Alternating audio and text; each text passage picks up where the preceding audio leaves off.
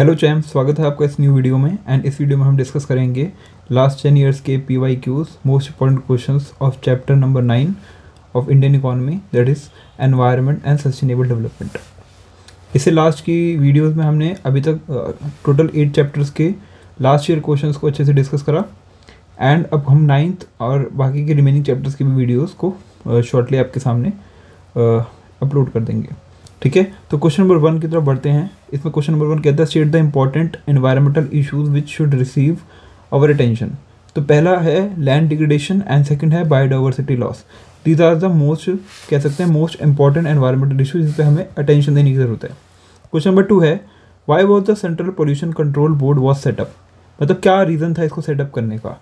In order to address 3 major environmental concerns in India. पहला है water, air and land pollution. ये जो 3 pollution थे इनको कर्ब करने के लिए सेंट्रल पोल्यूशन कंट्रोल बोर्ड का सेटअप हुआ था। गवर्नमेंट ने सेटअप किया था इसको इन 1974। क्वेश्चन नंबर 3 है what is meant bye environment. ठीक है, NCERT का क्वेश्चन है तो ये क्वेश्चन इंपॉर्टेंट हो जाएगा। ठीक है, environment is defined as the total planetary inheritance और the totality of all resources. कह सकते हैं टोटल प्लेनेटरी रिसोर्सेज यानी एक प्लेनेट पे यानी अर्थ पे जितने भी रिसोर्सेज हैं, ठीक है, उनको हम कह सकते हैं कि वो जो कंसिस्ट करते हैं वो एनवायरनमेंट है। तो इट इंक्लूड्स क्या है, biotic, birds, animals, forest, plants etcetera, और abiotic like water, sun, land, mountain etcetera. इन दोनों ही फैक्टर्स को जब कहते हैं और इन्फ्लुएंस और डिपेंड होते हैं ईच अदर पे, ठीक है, उसको हम एनवायरनमेंट कहते हैं। क्वेश्चन नंबर 4 है what happens when the rate of resource extraction exceed the rate of regeneration. यानी जब हम जो एक्सट्रैक्ट यानी रिसोर्स का यूज़ कर रहे हैं वो ज़्यादा हो जाए उसके रीजनरेशन से, यानी एक रिसोर्स को जनरेट होने में जितना टाइम लगता है हम उससे पहले ही उसको ख़त्म कर दें, ठीक है, उसको यूज़ करके उसको एक्सट्रैक्ट कर लें, तो उसको क्या कहेंगे, मतलब क्या होता है उससे। तो अगर रेट ऑफ रिसोर्स एक्सट्रैक्शन ज़्यादा होगा to that rate of regeneration, तो एनवायरनमेंट जो है will not able to sustain life. तो अर्थ पे लाइफ सस्टेन करना पॉसिबल नहीं हो पाएगा। क्वेश्चन नंबर 5 है state the 2 major environmental issues that the world is facing today. तो पहला है ग्लोबल वार्मिंग एंड सेकंड है ओजोन डिप्लीशन। ठीक है, ओजोन डिप्लीशन जो कि स्ट्रेटोस्फेयर के अंदर हम कहते हैं गुड ओजोन जो होती है, ठीक है, जब उसका डिप्लीशन होता है, ठीक है, तो उससे जो प्रॉब्लम होती है UV रेज की, ठीक है, डायरेक्टली हिट करती हैं अर्थ को, ठीक है, जिससे क्या होगा, कॉज करते हैं various kinds of skin disease. ठीक है, तो अगर इसको करना है तो हमें इसको गुड ओजोन को इंक्रीज करना पड़ेगा, ठीक है, जिससे ये ठीक है प्रिवेंट कर सकते हैं हम। प्रिवेंट करने के लिए गुड ओजोन को इंक्रीज करना पड़ेगा, ठीक है।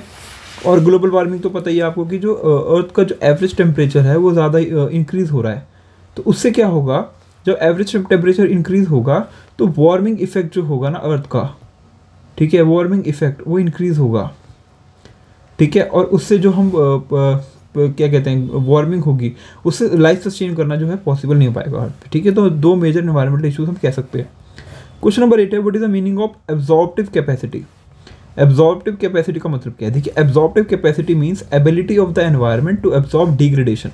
जो एनवायरमेंटल डिग्रेडेशन हो रहा है ना, एनवायरमेंटल डिग्रेडेशन, ठीक है, तो उसको एब्जॉर्ब करने की जो कैपेसिटी है ना, ठीक है, एब्जॉर्ब कैपेसिटी, उसी को हम कहेंगे क्या कहते हैं, एब्जॉर्बिव कैपेसिटी, ठीक है, ठीक है।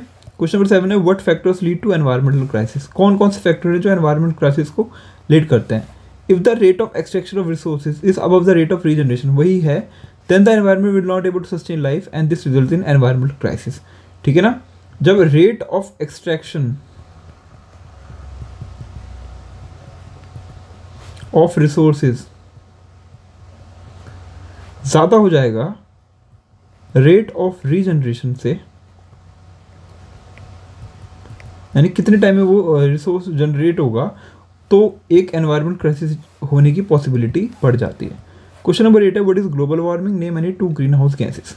तो ग्लोबल वार्मिंग होता है gradual increase the average temperature of earth's lower atmosphere. Lower atmosphere कहाँ पे आता है, ट्रोपोस्फेयर में। तो ट्रोपोस्फेयर का जब वो बढ़ने जाता है टेम्परेचर, तो उससे क्या होगा, ग्लोबल वार्मिंग होगी। और 2 ग्रीन हाउस कह सकते हैं, कार्बन डाइऑक्साइड और मीथेन, ये दोनों ही ग्रीन हाउस गैसेज हैं, ठीक है, हम इसको GHGs भी कहते हैं, greenhouse gases. Question number 9 है which conference resulted in international agreement to side global warming. तो United Nation conference on climate change held in Tokyo Japan 1997 resulted in an international agreement to side global warming, ठीक है। Question number 10 है what is meant by ozone depletion. तो ozone depletion refers to the phenomena of reduction in ozone layer in the stratosphere. जैसे मैंने बोला stratosphere के अंदर ozone होती है, जब उसका रिडक्शन होने लग जाता है तो उसको हम कहेंगे ओजोन डिप्लीशन। क्वेश्चन नंबर 11 है what is mean by biodiversity, ठीक है। तो biodiversity is a variety of all life forms including animals plants that can be found in either one location और द होल प्लेनेट, ठीक है। Whole planet पे जो मिलता है उसको हम बायोडाइवर्सिटी कहते हैं। Explain carrying capacity of environment, ठीक है। तो carrying capacity of environment may be defined as the amount of natural resources which can be drawn from it। यानी कि जो अमाउंट है, ठीक है, अमाउंट ऑफ नेचुरल रिसोर्सेज, ठीक है, जो उसको हम डिराइव करते हैं, ठीक है, ठीक है। और देखिए may be defined amount of natural which can be drawn from it, और जो maximum amount of pollutant that it can be discharge without damaging seriously, उसको हम कहेंगे कैरिंग कैपेसिटी। यानी अमाउंट ऑफ रिसोर्सेज कर रहे हैं, डिराइव कर रहे हैं, और उससे क्या हो रहा है, पोल्यूशन हो रहा है, ठीक है, बट बियरेबल है, ठीक है, बियर कर सकता है, bearable for the environment, for the earth, ठीक है। तो उसको हम कहेंगे कैरिंग कैपेसिटी, यानी maximum limit of bearing the pollution, उसको हम कहेंगे कैरिंग कैपेसिटी,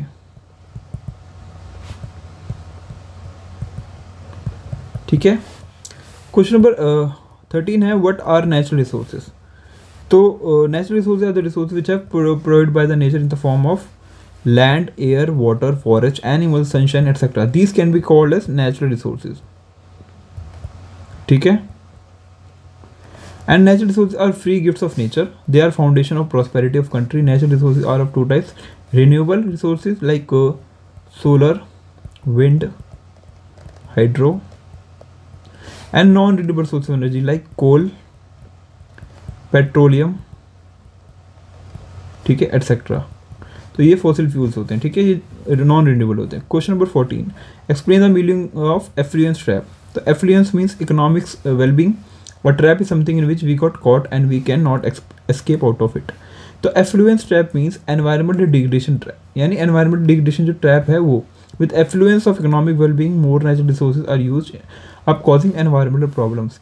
यानी देखिए ग्रोथ हो रही है, ठीक है, डेवलपमेंट हो रहा है, ठीक है, बट एनवायरमेंट पोल्यूशन भी हो रहा है। तो हम कुछ कह सकते हैं कि ग्रोथ है, यानी एफ्लुएंस हो रहे हैं, हम एफ्लुएंट हो रहे हैं, ठीक है, एफ्लुएंट हो रहे हैं, बट एनवायरमेंट बेकार हो रहा है, डिग्रेड हो रहा है। तो कह सकते हैं ये ट्रैप है, यानी हम ग्रो कर रहे हैं बट ये ट्रैप है। तो रिच कंट्रीज में हाई लेवल ऑफ कंजम्पशन है associated with high level of income is using up natural resource as a fast pace. यानी हम जितनी तेज़ी से अपना इनकम को बढ़ा रहे हैं, रिसोर्सेज को भी उतनी ही तेज़ी से हम उसको यूज़ करके ख़त्म कर रहे हैं। तो these countries are getting trapped in a situation of severe environmental degradation. Okay, question number 15 है how does population growth lead to depletion of natural resources. यानी अगर पॉपुलेशन ग्रो होगी, ठीक है, पॉपुलेशन ग्रो होगी तो नेचुरल रिसोर्सेज का decline तेज़ी से होगा, क्योंकि हम ज़्यादा तेज़ी से उन रिसोर्सेज को यूज़ करेंगे, ठीक है, उनको हम ज़्यादा तेज़ी से यूज़ करेंगे, ठीक है, ये विल बी फास्टर। तो population growth is a cause of depletion of natural resources. More the number of people, more the demand for goods and service needed to satisfy wants. As the population increases, more natural resources are required to produce goods and services, and also the demand for land for housing, agriculture increase होगा। तो increasing population lead करेगी more extraction of natural resources from the environment और result करेगी depletion of resources में, ठीक है। Question number 16 है India has abundant natural resources such substantiate the statement। ठीक है। अबेंडेंट नेचुरल रिसोर्स किस तरीके से, मैंने यहाँ पे क्योंकि लश ग्रीन फॉरेस्ट हैं, प्लेंटी ऑफ मिनरल डिपॉजिट्स हैं, स्ट्रेच है इंडियन ओशन का अच्छा खासा, रेंजेस ऑफ माउंटेन्स हैं, ठीक है, ब्लैक सॉइल है फॉर डेक्कन लावा प्लेट्यू और sustainable cultivation of cotton. So can be called that India is, ठीक है, रिच इन रिसोर्सेज, ठीक है। और ये भी गैंगेटिक प्लेन है मोस्ट फर्टाइल रीजन वर्ल्ड का कह सकते हैं। Indian forest provide green cover for its population and wildlife, large deposits of iron ore है, कोल है, natural gas found in the country. So हमने इसको जस्टिफाई कर दिया स्टेटमेंट। क्वेश्चन नंबर 17 है, how has the supply demand relationship led to the degradation of environment, ठीक है। तो before the advent of industrial revolution the rate of resource extraction was less than the rate of regeneration. Advent industrial revolution के पहले हमारा जो resource extraction था वो इतना ज़्यादा नहीं होता था, ठीक है, और as compare to regeneration of resources, यानी demand was less than supply. But expanding population with growing needs demand for resources for both production and consumption went beyond the rate of regeneration। यानी उसके बाद हम population जैसे rise करी, हमने जो resources का यूज़ था उसको बहुत ज़्यादा तेज़ी से बढ़ा दिया। तो इससे क्या हुआ, it resulted in reversal of supply demand relationship for environmental resources, as now there is very high demand for environmental resources and services, but their supply is limited and even these limited resources are being overused and misused, ठीक है। इस वजह से हम कह सकते हैं कि सप्लाई डिमांड रिलेशनशिप से डिग्रेडेशन ऑफ एनवायरनमेंट हुआ। क्वेश्चन नंबर 18 कहता है, state the consequence of environmental crisis. तो क्या कॉन्सिक्वेंस हो सकता है environmental crisis, development has polluted, ठीक है, dried up the rivers, other aquifers making water an economic good, ठीक है, intensive extensive excavation of both renewable and non renewable resources है exhausting some of the vital resources, decline in air and water quality result करता है increase number of respiratory and water borne diseases को, ठीक है। Question number 19 है, the consequences of environmental crisis have increase the opportunity cost of negative environmental impact, how. तो इस तरीके से मैंने इसको यहाँ पे आंसर एक्सप्लेन करा, आप इसको पढ़ लेना। क्वेश्चन नंबर 20 है, state the effects of ozone depletion. तो मोर अल्ट्रावायलेट रेडिएशन होगी, अर्थ कॉज करेगा डैमेज लिविंग ऑर्गेनिजम्स को, skin cancer in humans, low production of phytoplankton affecting aquatic organisms, और इन्फ्लुएंस करेगा ग्रोथ ऑफ टेरेस्ट्रियल प्लांट्स को। Question number 21 है, state the adverse effects of deforestation. तो it leads to soil erosion, ठीक है, और the forest sustain all types of life forms. The destruction of these forests mean losing the various life forms sustained by these forests. तो at least 1000 species lost होंगी, और यहाँ पे जो soil erosion होगा वो 5.8 से 84 मिलियन टन्स होगा सॉइल का। Briefly discuss the functions of pollution control board. तो यहाँ प्रॉपर हमने एक्सप्लेन किया हुआ है, आप पढ़ लेना यहाँ से।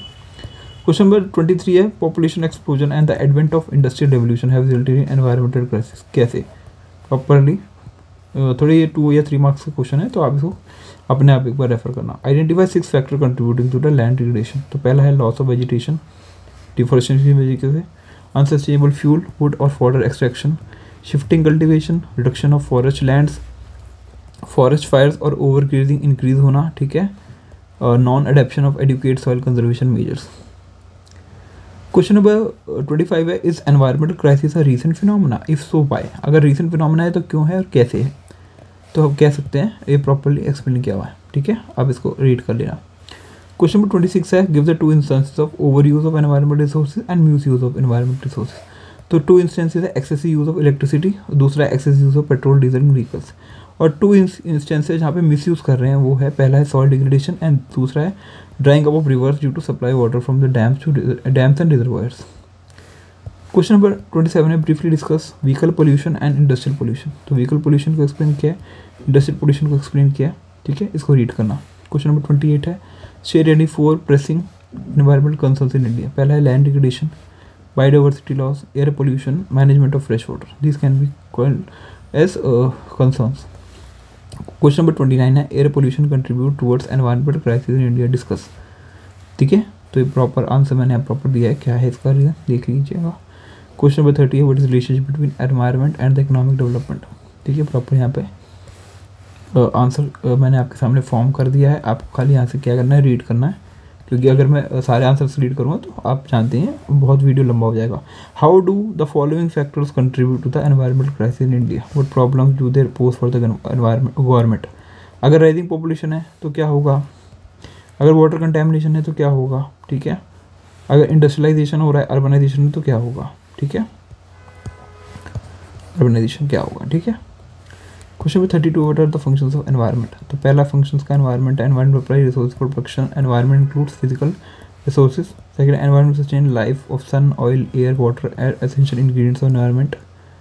ठीक है, environment assimilate करता है waste production and consumption activity generates waste, और environment enhance करता है quality of life.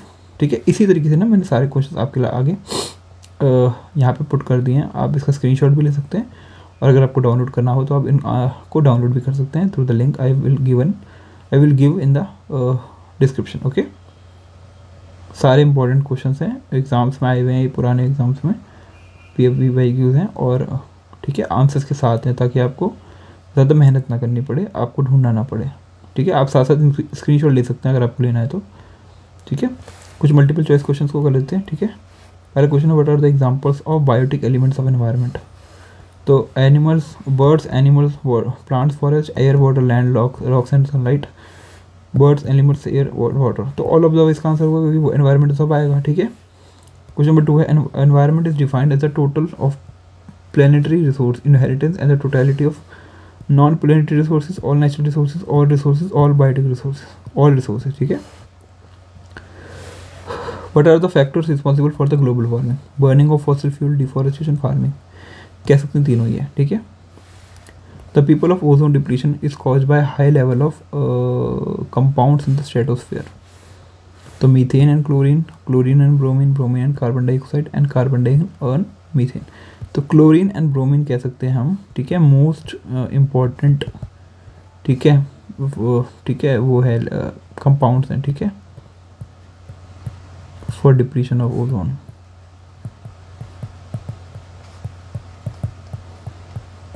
Okay, question number 5 है, household in rural areas generally use wood, dung, cake and other biomass as fuel. This practice has several adverse effects on the environment. To rectify these effects, what steps can be taken? Provide subsidy of LPG, yes. Loans as subsidy for the gobar gas plant, yes. And encourage to use fossil fuels. तो नहीं, both A and B ठीक है. अगर हम fossil fuels का ज़्यादा use करेंगे तो इंक्रीज़ हो जाएगा हमारा पोल्यूशन में. ठीक है, तो फिर वो वही प्रॉब्लम हो जाएगी, तो उसको हम नहीं यूज़ करेंगे. अकॉर्डिंग टू हरमन डेली, ठीक है, leading environment economist, what should be done to achieve sustainable development? So limiting the human population, technological progress should be input efficient, renewable resources should be not be highly extracted, or non-renewable resources should be exceeded, its substitutes should be created. ठीक है, तो all the above इसका answer है. तो इसी तरह मैंने सारे क्वेश्चंस आपके सामने पुट कर दिए हैं. ठीक है, स्क्रीनशॉट ले लीजिए आप इन क्वेश्चंस का, ताकि आपको रियली हेल्पफुल हो ये वीडियो. ठीक है, सो हमने all important questions of chapter number 9 of Indian economy, ठीक है, डिस्कस कर लिए हैं. लास्ट ईयर PYQs हैं और NCERT क्वेश्चन इंपॉर्टेंट क्वेश्चन है विद आंसर्स. सो आपको आई होप कि आपको ये वीडियो अच्छी लगी हो और ये आपके एग्जाम्स में काफ़ी हेल्प होगी. ठीक है, सो वीडियो बनाने के लिए thank you so much guys.